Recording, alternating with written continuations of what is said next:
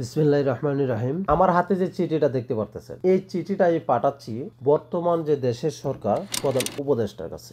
আমার এই চিঠিতে কি লেখা আছে আমি এখন আপনাদেরকে বিস্তারিত বলবো। আমার বর্তমান সরকার ডক্টর ইউনূস স্যারের কাছে আমার একটা আবেদন, আমাকে যেন একটু সুযোগ দেওয়া হয়। আমি দেশের মানুষের জন্য কিছু কাজ করতে চাই। আমি কিছু পরিকল্পনা সাজিয়েছি, যে পরিকল্পনাগুলি কাজে লাগালে দেশের 100% বেকারত্ব কমানো সম্ভব। দেশের 100% বেকারত্ব কমানো সম্ভব। আপনি একটা জিনিস চিন্তা করে দেখেন, যদি দেশের 100% বেকারত্ব কমানো যায় তাহলে দেশের কতটুকু উন্নতি হতে পারে। দেশের 100% বেকারত্ব তো কমে যাবেই, এর পাশাপাশি প্রচুর পরিমাণে বৈদেশিক মুদ্রা আসবে। প্রচুর পরিমাণে বৈদেশিক মুদ্রা আসবে। শুধু বৈদেশিক মুদ্রাই আসবে না, আমার এই পরিকল্পনাটা বাস্তবায়ন করার সাথে সাথে সরকারি ফান্ডে প্রায় 40 থেকে 50 হাজার কোটি টাকা চলে আসবে, যে টাকাটা দিয়ে দেশের জন্য মোটামুটি ভালো একটা কিছু করতে পারবে। বর্তমান উপদেষ্টা ভালো একটা কিছু করতে পারবে। আমার এই পরিকল্পনাটা কাজে লাগাতে পারলে এ দেশের যে চুরি ডাকাতি, যে রাহাজানি এবং রাজনৈতিক যে প্রতিহিংসা, এটা সম্পূর্ণ বন্ধ হয়ে যাবে। এটা সম্পূর্ণ বন্ধ হয়ে যাবে। আপনি একটা জিনিস চিন্তা করে দেখেন, যদি 100% বেকারত্ব কমানো যায়, যদি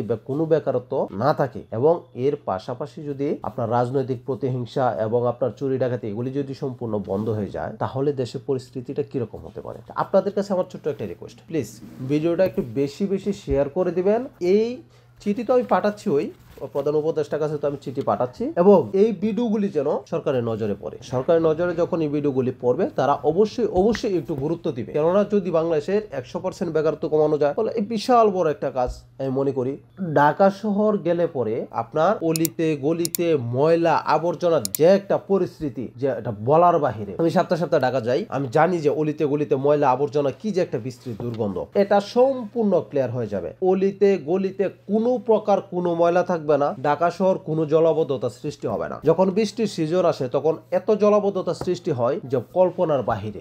আমার এই পরিকল্পনাটা কাজে লাগালে পুরো ঢাকা শহর তো দূরে কথা, পুরো বাংলাদেশ একদম ক্লিন থাকবে। পুরো বাংলাদেশের যত হাট বাজার আছে সব থাকবে একদম ক্লিন। কোনো জায়গায় কোনো ময়লা থাকবে না। পুরো ঢাকা শহর অলিতে গলিতে কোনো জায়গায় আপনি সহজে কোনো ময়লা পাবেন না, কোনো ময়লা পাবেন না। 24 ঘন্টা থাকবে একদম ক্লিয়ার। তাহলে ঢাকা শহরের চিত্রটা কিরকম হতে পারে যদি একদম ক্লিন থাকে, 24 ঘন্টা একদম ক্লিন থাকবে, তাহলে দেশের পরিবেশটাই সম্পূর্ণ বদলে যাবে আমি মনে করি। আমার এই পরিকল্পনা যদি বাস্তবায়ন করা যায়, আমি মনে করি এই 25 সালে এই বিশ্বের বুকে শান্তিপূর্ণ দেশ হিসেবে 1 নম্বরে যদি নাও রাখতে পারি, 2 নম্বর 3 নম্বরে এর ভিতরে থাকবেই। আমার পরিকল্পনাগুলি এমন ভাবে সাজানো, মানে শান্তিপূর্ণ দেশ হিসেবে এই বিশ্বের বুকে 1 নম্বরে না থাকলেও 2 নম্বরে নয় 3 নম্বরে থাকবেই। তাহলে এবার আপনারা চিন্তা করে দেখেন। তাহলে আমি মনে করি অবশ্যই আমার এই প্ল্যানগুলি উপদেষ্টার দেখা প্রয়োজন এবং আমাকে একটু সুযোগ দেওয়া প্রয়োজন, যেহেতু আপনার দুর্নীতি দূর হয়ে যাবে, বেকারত্ব কমে যাবে এবং শান্তিপূর্ণ দেশ হিসেবে আমি মনে করি যে 1 নম্বরে না হয় 2 নম্বর 3 নম্বরে আমি বাধ্যতামূলক রাখতেই পারবো ইনশাআল্লাহ। এই জন্য আপনাদের কাছে রিকোয়েস্ট, প্লিজ ভিডিওটা বেশি বেশি করে শেয়ার করে দেন, যেন উপদেষ্টাদের নজরে পড়ে, আমাকে যেন এই সুযোগটা দেওয়া হয় আর